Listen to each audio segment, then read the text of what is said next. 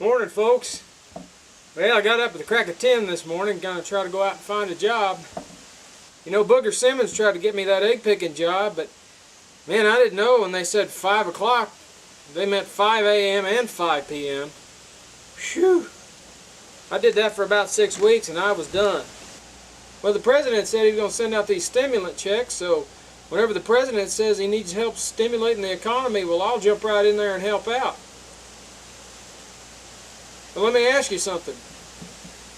When you hear CIA, Central Intelligence Agency, don't you understand that to mean that all the intelligence is centrally located in one place?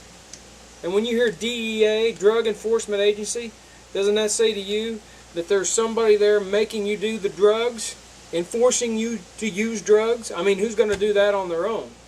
So when I hear stimulant check, I think you got to spend the money on stimulants.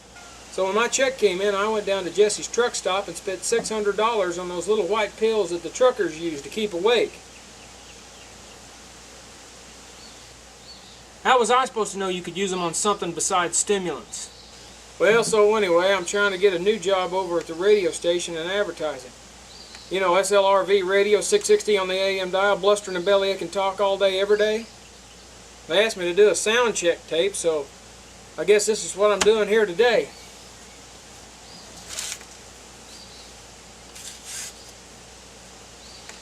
Oh, I'm not really going to play it. This is just like air guitar. This kind of gets me in the mood. Okay, here we go. They say a man should always dress for the job he wants. So why am I dressed up like a pirate in this restaurant? It's all because some hacker stole my identity. Now I'm in here every evening serving chowder and iced tea. Should have gone to freecreditreport.com. I should have seen this coming at me like an atom bomb. They monitor your credit and send you email alerts, so you don't end up selling fish to tourists and t-shirts.